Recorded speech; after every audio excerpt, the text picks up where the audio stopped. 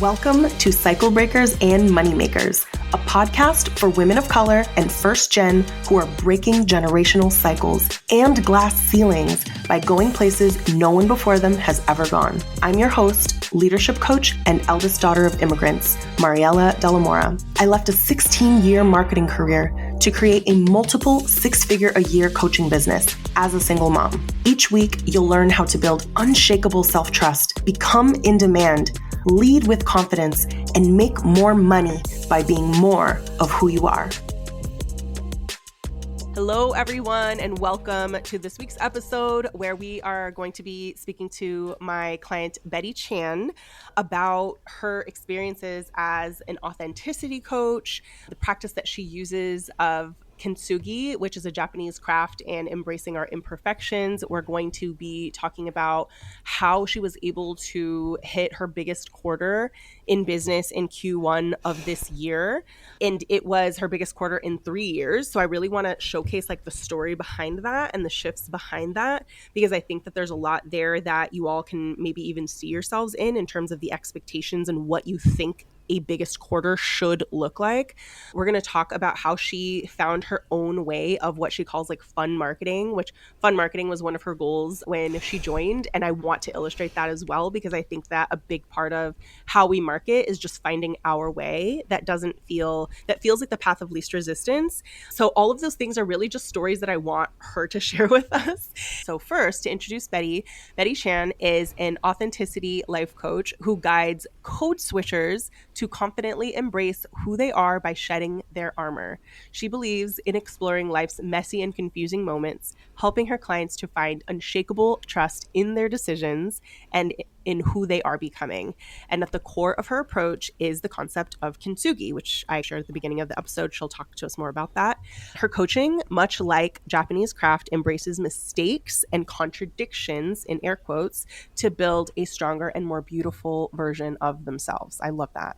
This gentle approach creates a ripple effect of positive transformation that not only reshapes clients' internal landscapes, but also extends to the communities. So I love that, because I just think that there's so much, even in success stories, around the things that we think are wrong with us or things that are going wrong, where we actually become the person. And so I see so much of like the things that I believe in and value in just in Betty's story. So with that, I'm so excited to welcome Betty to the show. Thank you for being with us today. Hello. Glad to be here.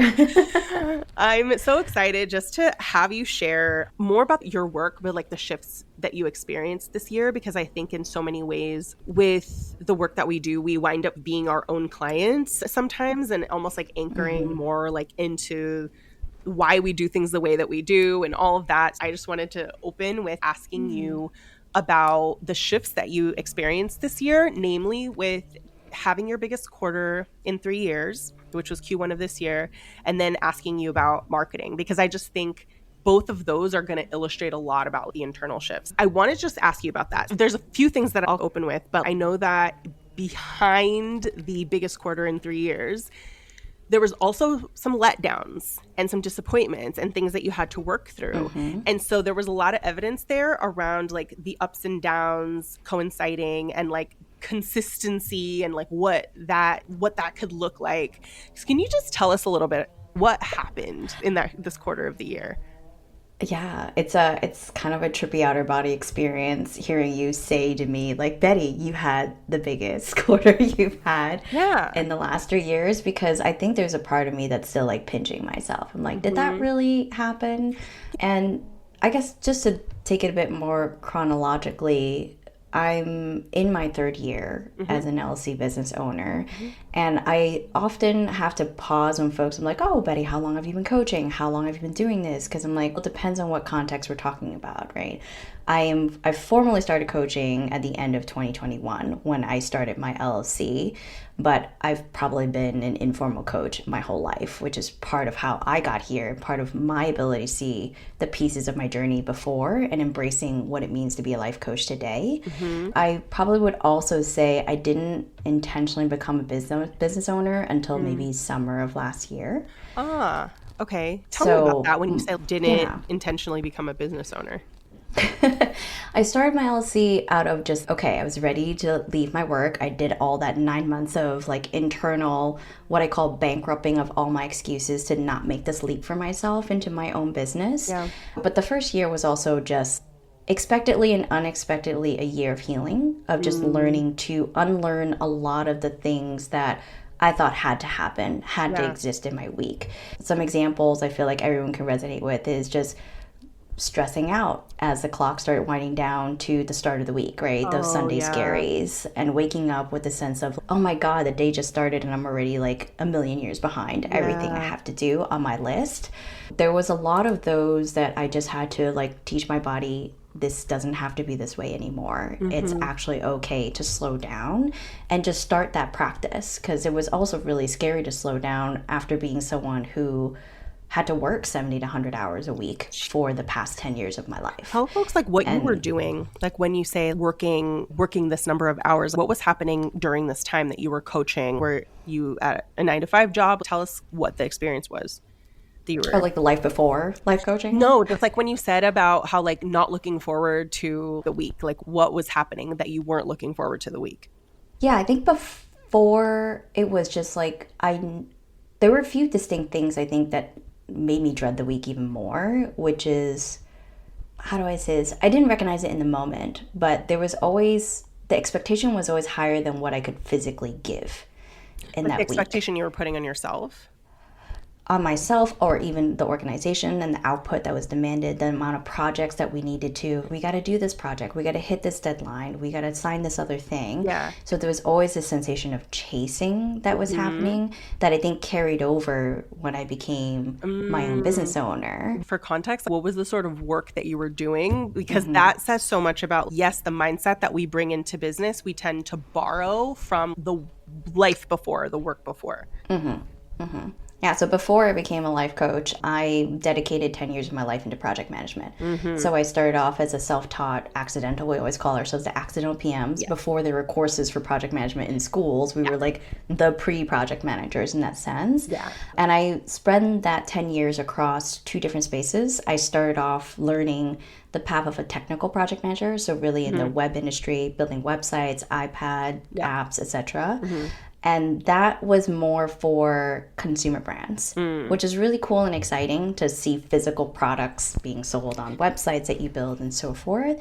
But also, it was just a lot of hours and time. And I remember finding myself at 1 a.m, waking up to an email from a client and was like, do I really want to stress about this at 1 a.m? Right? So it's like I knew I could work hard and I liked and enjoyed what I did and the value provided, but I was just like really burned out from that experience. So I decided that if I was going to leave this and start at a different organization, let me put all that hard work towards social good. So I transitioned to a different agency that focused on social impact projects only. And I thought that was great. But I realized that no matter what goodness your project is focused on, if you're just continuing to burn yourself out, I am good to no one after that fact. So it was recognizing that, oh, not much has actually changed in terms of this 8 straight hours of meetings, and then I have to dedicate all my after hours to doing the work to prepare for the next days of 8 hours meetings. And the sensation of, I feel like we're solving the same problem again and again. It's almost like Groundhog Day that adds to the frustration of, what am I waking up for right now? What is the point of all this? The ground really got me. I felt the same way. So I understand that of we're solving it, but then I feel like we just find ourselves in the same, like, what are we doing this for? Not feeling like there's forward motion, or what are we getting at? It's almost like you're going in and you're like starting all over again, or you're putting out fires. Absolutely. Putting out fires was the term we use. I think there's that meme of this dog sitting with a coffee cup with the fire all around them. That was like an ongoing project manager joke. I'm like, yeah, this is our life. Things are fine. And I think the fires are always around us. Almost. Yes. Of just like, it became a sense of pride.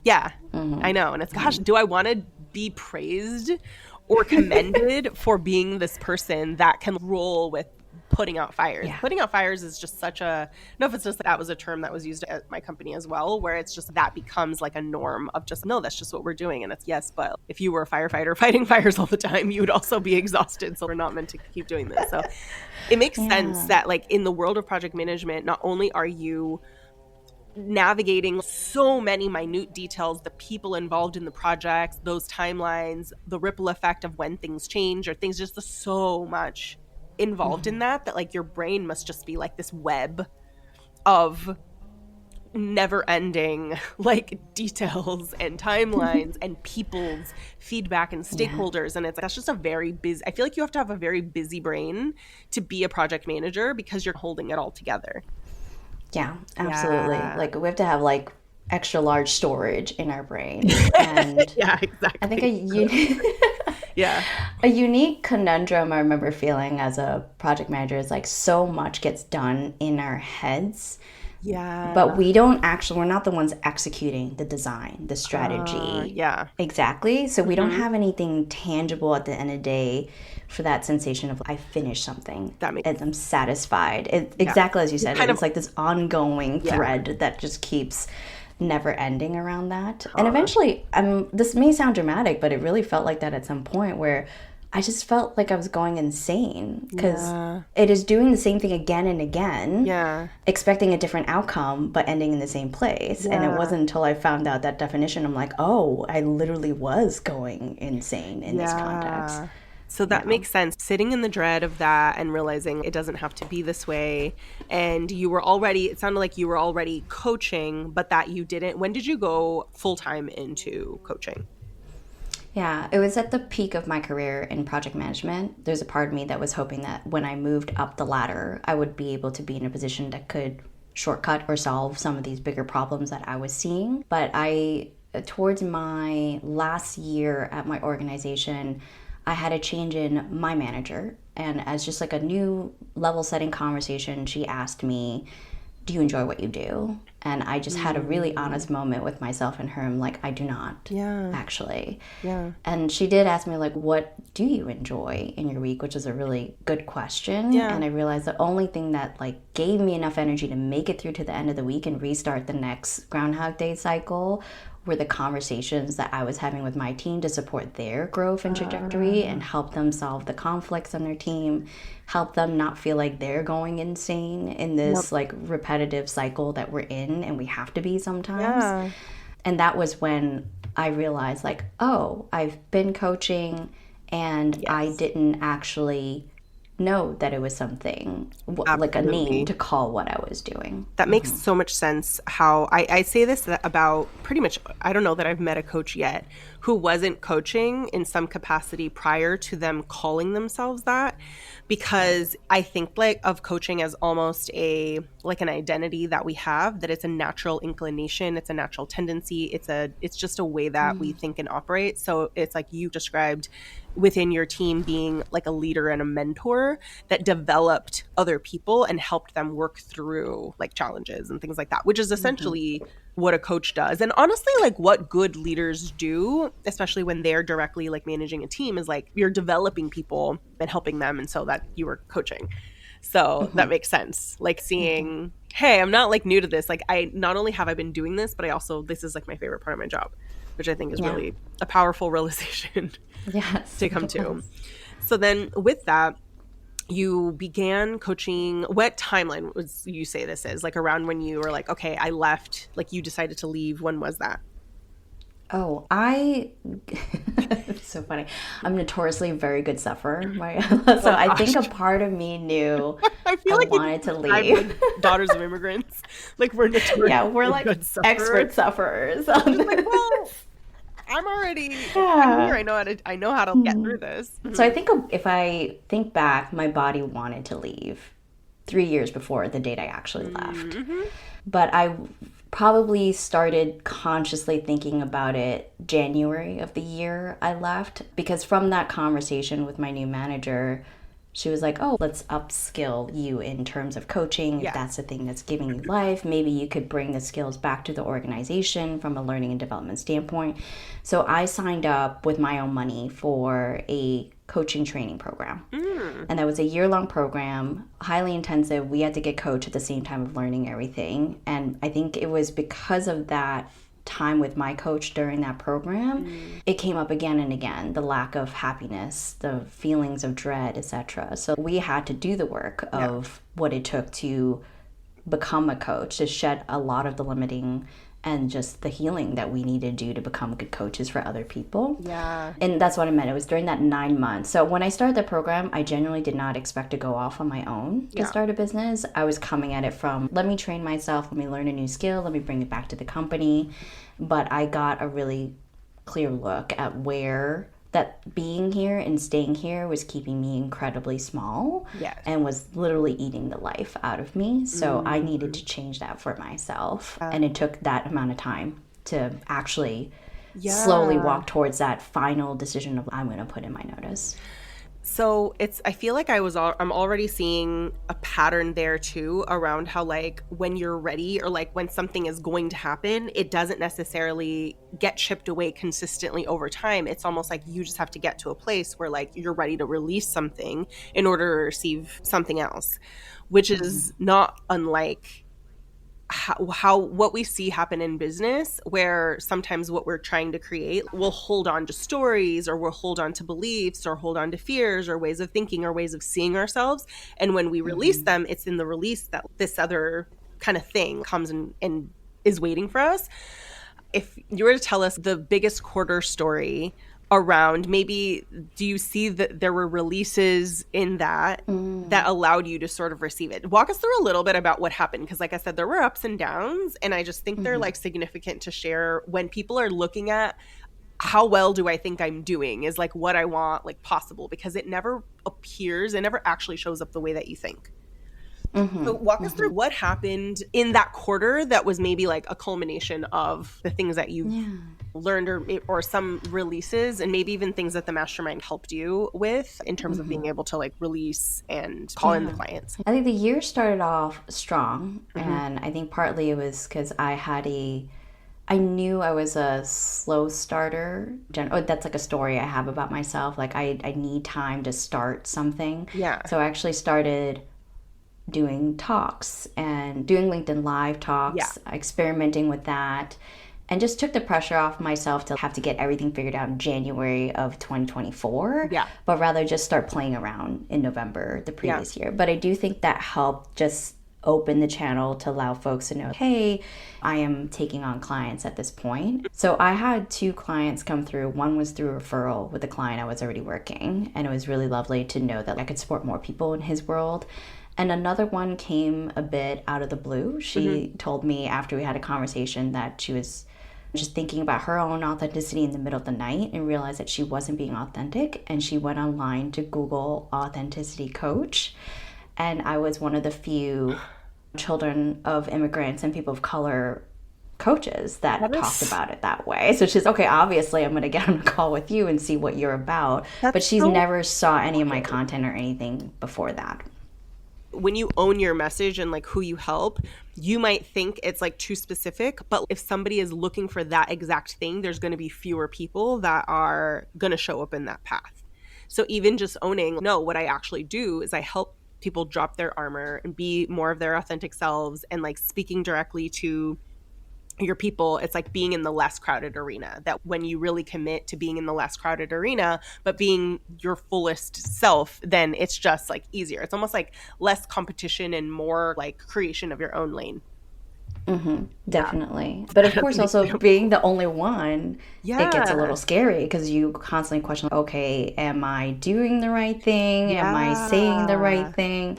So to your question, like something that being in Reclamation helps me like double down on is, don't pull up the roots. What I've been doing has worked. I just need to listen and recognize that people are Googling this. People are hungry for this. They might not have the words all the time, because she didn't even think to Google authenticity coach until she was watching a TikTok video about authenticity. And I'm not on TikTok at all. So just allowing people the space and the language to connect those dots. And I think that I'm learning to own for myself. I am talking to space about a vision that not a lot of people have heard before.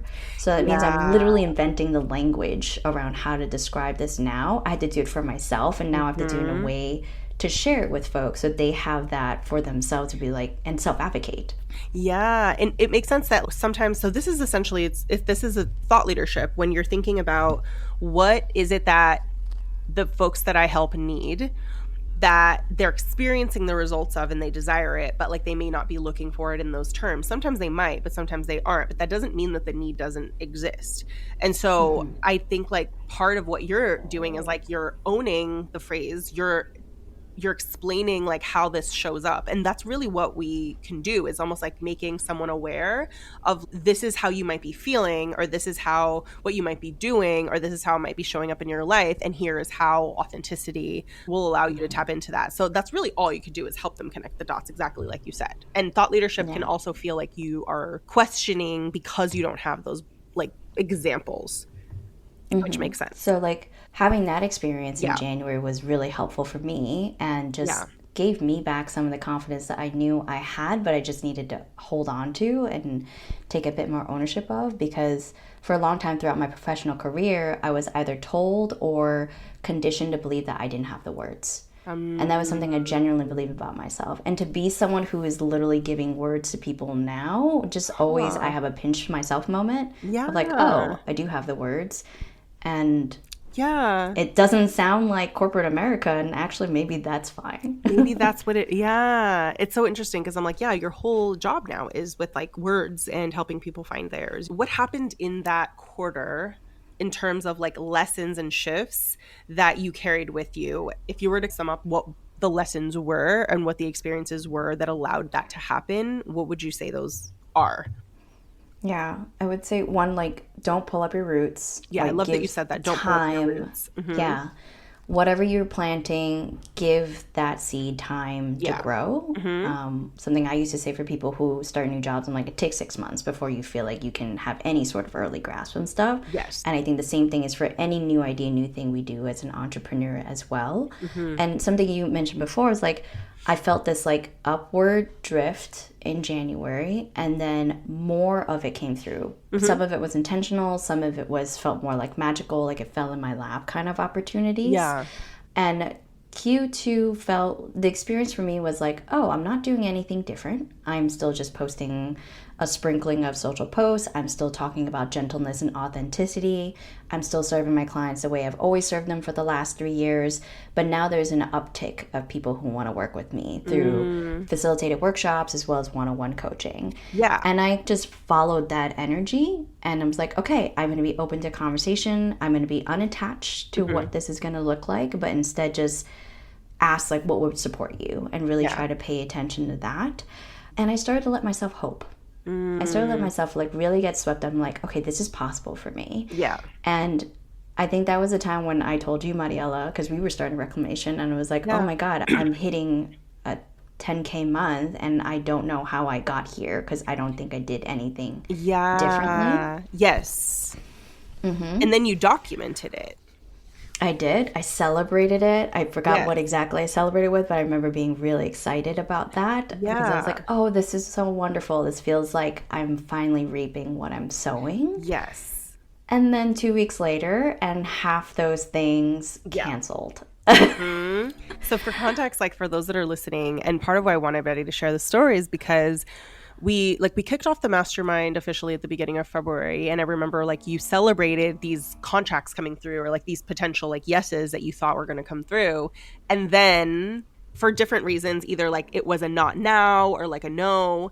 And then having to say like, I've said this out loud in a group, I've celebrated it, and now these things happen. And then, but you didn't keep it to yourself. Like you brought it, and then you were able to process the disappointment and have it normalized for you, which is such an important part of not pulling up your roots. Because sometimes what happens with the disappointment is we want to pull up our roots, or we want to go hide or whatever. And so you didn't do that. Yeah, so I just want to think yay me for not doing that. But I like learned, I did do it last year. Yeah. When I launched a program, didn't go the way I expected. Yeah. And it still did really well, just not what I expected. It didn't look exactly match that picture. And I let myself sit with that alone. And I remember the entire month after that, I just disappeared from the world. I disappeared from marketing. I disappeared from talking to my friends. I just went really hermit style. Yeah. And I think it took me like 2 more months to crawl out of that hole by myself.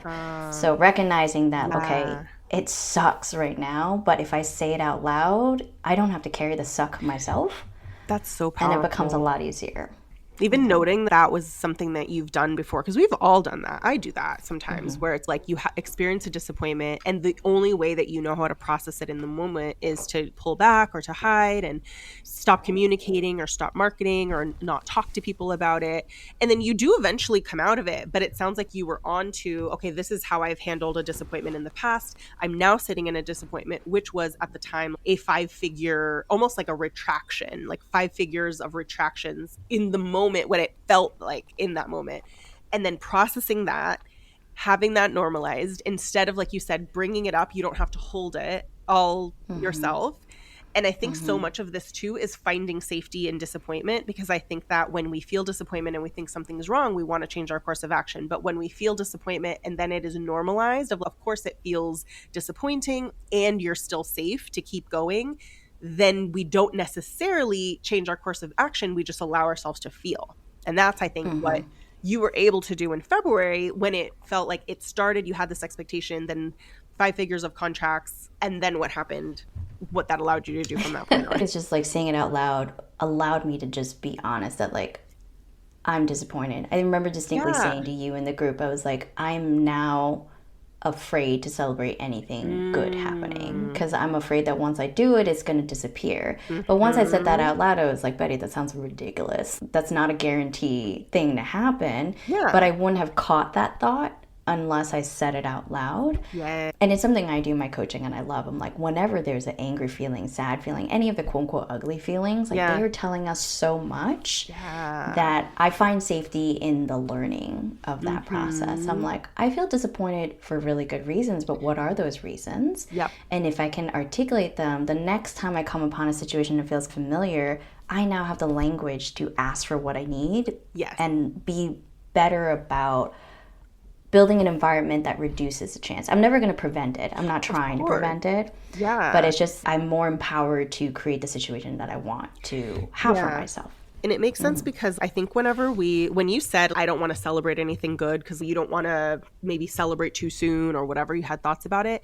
That's such a common thought that I'll hear, I'd say from high achievers, but I guess because I serve daughters of immigrants, that I'll hear that a lot. And it's really because we don't want to feel disappointment publicly. So we'll hold on to it.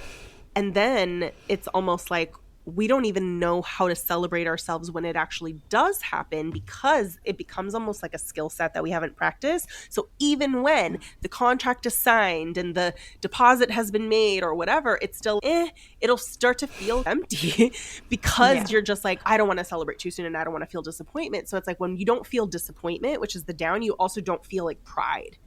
So once you turn off one emotion, you turn them all off. We don't get to pick and choose what we feel in that case. Yeah, it's like the light and the shadow. I always think about how the shadows that we're trying to not feel, there's like a light that casts that shadow, and then we're all blocking ourselves from feeling that as well.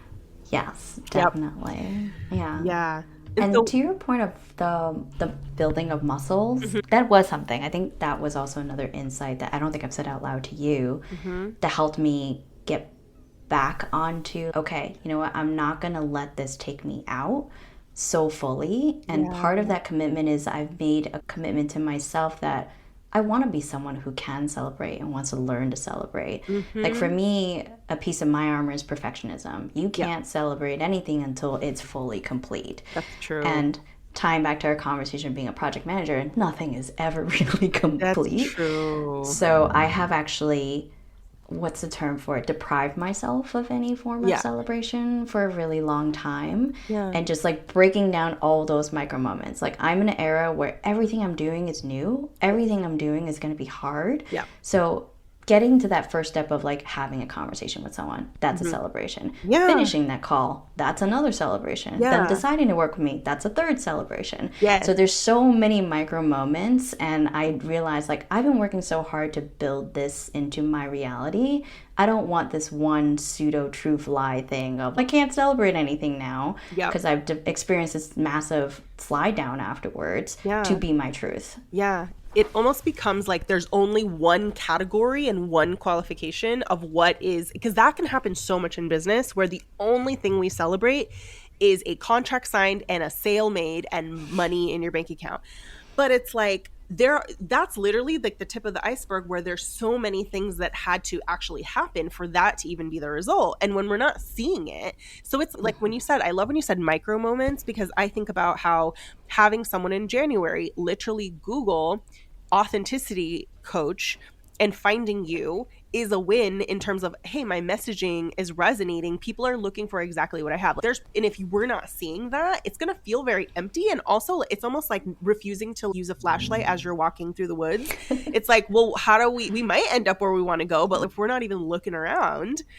I love how you almost had to relearn the skill of celebration in order to recognize that what was working and what messages your business was giving you. Yes. And it's still in progress. Because even after I decided that was not going to be the truth that I want to hold as true, and sharing it with other people, just shining a light on the feelings of shame that it was bringing up, I was able to then decide, okay, this is not the end of my world. I actually got the clients that I got so far, the ones that are still continuing with me, by doing the same thing I've been doing. So let me keep cultivating that and keep taking care of that process. So I didn't change much. I just got myself to unburden a bit more. So my energy wasn't being eaten up by that. So I have the energy to go back to the things that I needed to do for my business. And you have the energy. Yeah. It's almost lay the bricks down and don't carry them with you for an entire season. And then you don't have to. It's a lot easier to move forward when you're not walking with a weighted backpack, right? Yeah. So. And then not scrapping your actions necessarily. Because sometimes I'll say this to you guys sometimes around, is there a problem to solve or is there a feeling to feel? And typically, if there is a problem to solve, it will reveal itself after the feeling to feel. And then it's okay, am I actioning my way out of a feeling, or have I actually sat with it, shared it, whatever? And then it's okay, do I actually have to change my course of action, or do I just continue going? Because then what happened in March? Because I remember like looking at your success receipts and looking, and I was like, gosh, there's so much here in terms of the evidence that it gave you. What happened after that? Because February was like the high of the yeses. Then there was like the low of like the disappointment of some of those not going through. And then your thoughts about what does this mean about my ability to get where I want to go? So then, tell us a little bit about what happened in March. I'm looking away right now because I'm like, oh gosh, what did happen in March in that case? Yeah. So from the feeling perspective, I just kept doing what I was doing. And I think actually slowing down long enough to check in with what I was feeling, make space for that, helped me slow down to see that actually no one said no to me. They just said, I can't do it right now. And I was like, okay, that's really different, because that helped me connect the dots with an experience I had last year, which I had 2 clients come out of the blue after not talking to me for 2 years. Not that they were avoiding me, it's just we had a conversation about coaching 2 years ago. They said no then, and at that point in my coaching, I was like, okay, that's a no, that's a hard no. I will never be able to work with these people again. And 2 years later, they came back on their own because they got the information they needed from the call. They just needed to take care of the things they needed to take care of in their life in order to start coaching in a way that felt supportive to them. So for me, it's just recognizing, a no is not always a flat no. A no could be just not now. And all I can do as a coach is make sure that you have the information that you're looking for to make an informed decision. And the rest of it is actually not on me. It's a choice for them. I'm not going to make the choice for them in that case. So this is where we talk the immediate, like kind of really being able to see that like everything that you're doing is serving someone in their journey wherever it is, versus like the immediacy that I think we tend to attach to our businesses around. If I didn't see the result, like then something isn't working, when in reality, like it's always working for someone. You continue on. For me, it always feels like it was a worthwhile conversation if I'm able to support someone to get to even just one step further in their journey, even if they don't end up taking that with me. And that's how I usually approach my conversations. And that's a sensation I got from talking to you before starting Reclamation as well. So I do find a lot of value in that and in communicating that. I think in terms of what happened in March, tactically, it took me a while to recognize, but I actually ended up meeting my Q1 goals by the end of March. And that, I need to say this out loud to myself again, is actually impressive, because I was climbing a steeper hill at that point to get to that number. And I definitely was a bit more cautious. I wasn't as hopeful about everything, but I kept true to the things that I stood for in my coaching, and I kept doing it. And this ties back to just continuing to learn to recognize what are the things I want to celebrate. Yep. Because again, like I always associate like opportunity of, oh, it has to be a discovery or a sales call with a new person. That's the only way I count at my business growing. That's the only thing I would count is quote unquote worth celebrating. Yeah. When a lot of what comprised of my growth in March financially was actually clients renewing. Yeah. So those were much easier conversations because we've been talking about it for a long time. We made space for it. We talked about it and we flipped the problem again over and over to make sure, okay, this is how we want to leverage the next year of coaching together. But because it wasn't a new person, I didn't count that. But eventually I had to from a revenue standpoint because I'm literally signing a renewal at this point. It makes me think of one of the reclamation cards that says like, where am I rejecting evidence because it didn't come in the package I expected? And then so much of receiving evidence comes from looking at that is still a skill. It's still a gift. It's still something that is working well, because I think about whenever somebody has high renewals and or referrals, it means that you have the one thing that there's no shortcut for, which is actually clients who, feel like they've gotten quote unquote the result, right? Like they've gotten they're getting the outcome that they desire, and there's no marketing out of that. That is an experience that they're actually having. So it's like the people who know you best that have actually worked with you will either tell someone about you or they'll renew with you. So then we don't ever want to discount that, because that's actually, I would say, the hardest thing to actually have.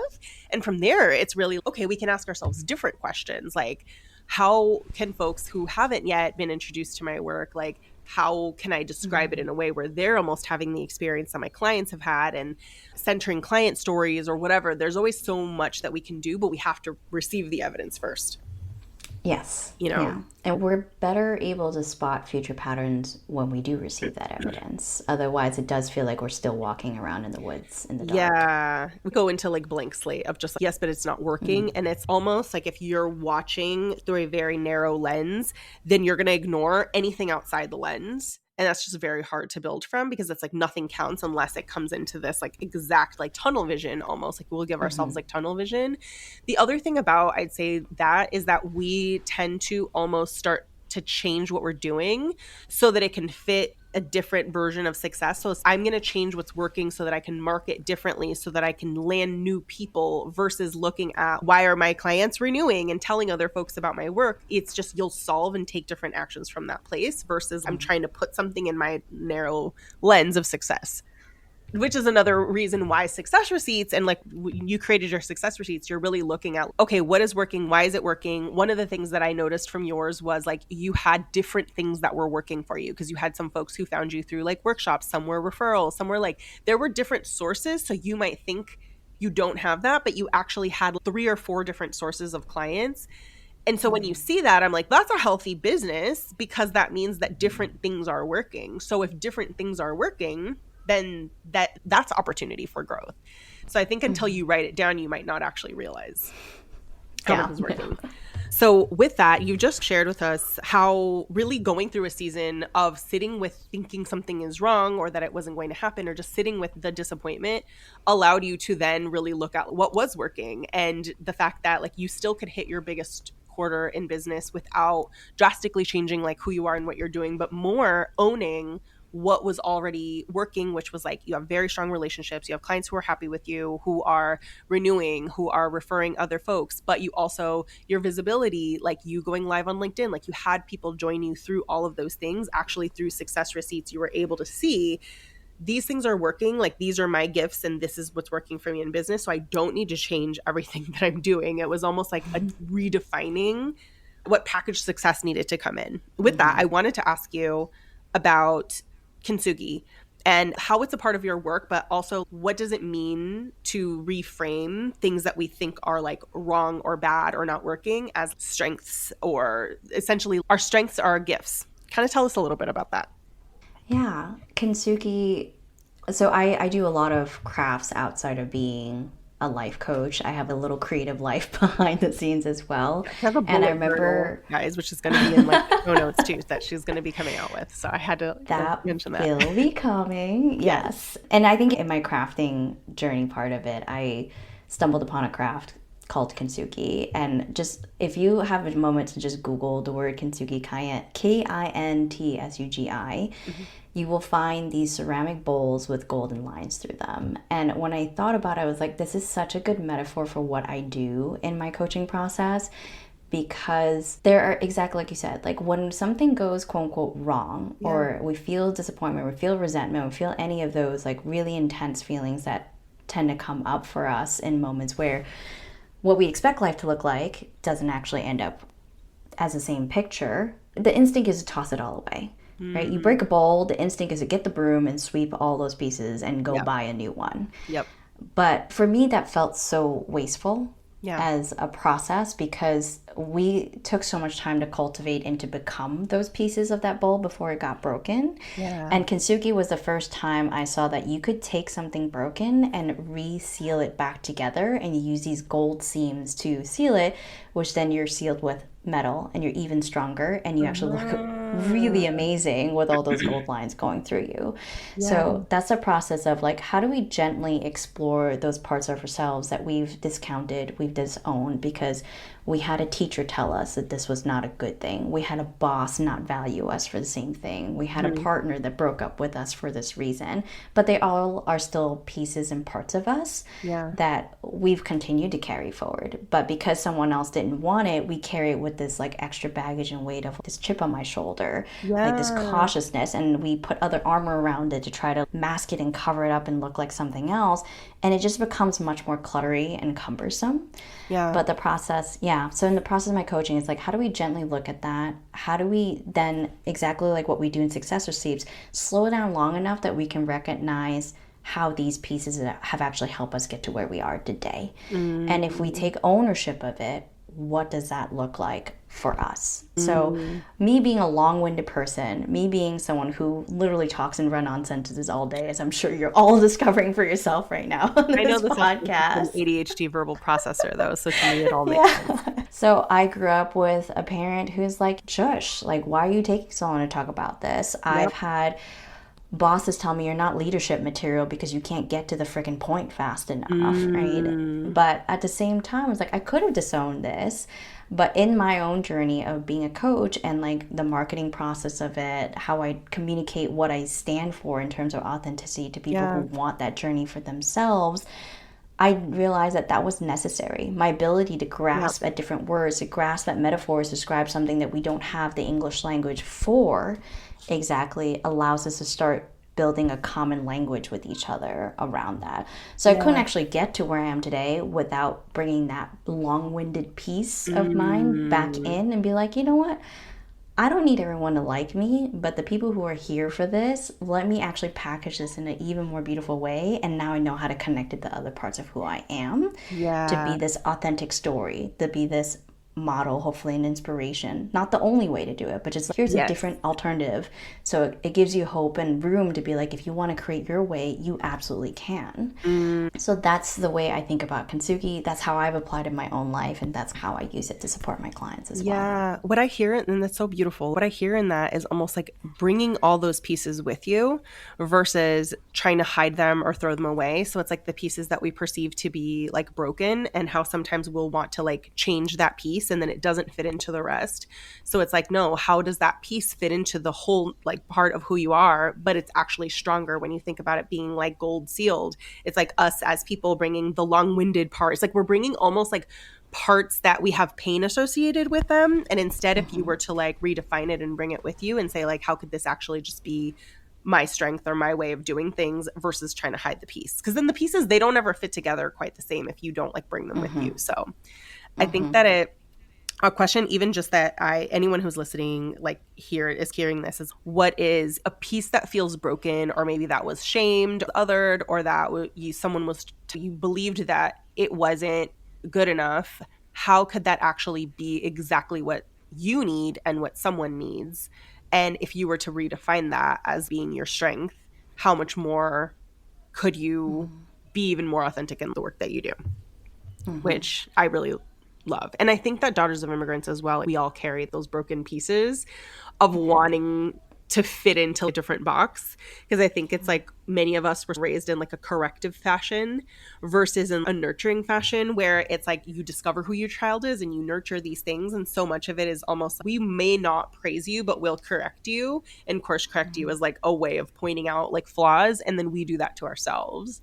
And that's like the beginning of you like hiding, molding, all the things, putting on all the armor we need to face the yeah, world. exactly. Because I don't want you to see this broken piece, this thing that I think is like broken or like bad or wrong with me or whatever. And it's, and I think about, I'll close with this because it made me think of something that I've said that you inspired me to think about. Was one way that I describe thought leadership is making money for the things we once got in trouble for.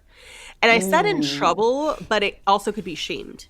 So it's like making money with the things we once got in trouble for essentially is like turning the shame, and typically it's the things we are criticized or shamed for are things that are like the opposite of our conditioning, which is like taking up space, taking time, talking, having a difference of opinion, like all those things. So that's such a good reminder. I definitely feel that is something I'm leaning into now. And that is a really good reminder. Yeah, because then it's like we don't need to make ourselves wrong for it. It's no, I'm just like, I'm leaning into my thought leadership literally by embracing the things that somebody told me was too much or not enough or the wrong thing or whatever. That's such a good reminder. Thank you so much for just sharing that. I wanted to just close with, is there anything that I didn't ask you, or a thought maybe that you didn't get to earlier that you just wanted to leave folks with, whether it's like a reminder or just anything that you didn't get to reiterate? Yeah. I'm someone who always stands for gentleness. And I always ask people, don't mistake gentleness for being a pushover, because that is not the same thing. To be gentle actually requires a ton of strength and a ton of patience. And I would say whenever you are going through something new, something hard, just give yourself patience. Something I discovered for myself is I am a 1, 2, 3 click person, meaning I need to go through something 1, 2, 3 times and then it will magically click for me. I can't explain to you what happens after the third click, but I always need those 3 clicks in one form or another. So if that helps you feel more intentional during this like waiting period of being patient with yourself, go for it. Borrow that concept for yourself and be like, where do I need my 1, 2, 3 click right now? And then where are the micro 1, 2, 3 clicks in there as well. I understand that so much. I feel like this is almost a not using you may just need to learn the lesson or go through the experience more than once in order for you to do whatever you're going to do with it, versus I should have fixed this immediately or done something different immediately. It's like no, but like honestly you have to go through the process. I'm the same way, by the way, so I think I understand that, where it's no, I'm just in the process of having the experience that I need to have in order to get where I need to go, but I'm still in the experience right now. Versus it's almost the perfectionism around I need to do something about it right now, and it's maybe not. It might not be the time for you to change it yet. It's not. Sometimes you don't actually know what you want to do with that experience. Sometimes you're just like, maybe this. It's not even always learning a lesson. I'm just like, sometimes we just need to have an experience more than once in order for us to figure out what we want to do with it. So that is so good. So we are going to share your links in the show notes of how folks can get in touch with you. But I just wanted to say thank you so much for just being with us, for sharing your story, for reminding us to be gentle with ourselves and to embrace the things about us that we were once criticized for, wanted to change into our strengths, and just sharing your story behind the ups and downs of the quarter and kind of what can precede a very big result emotionally and all of the things, because I think I really want people to know that quote unquote like success isn't going to necessarily look more just one way, and that the ups and downs are normal. Thank you so much just for being with us. And yes, I'm just grateful you're in Reclamation, and I feel like I've learned so much from you in the way that you are. And yeah, just thankful for you being here. Yes, thank you for having me.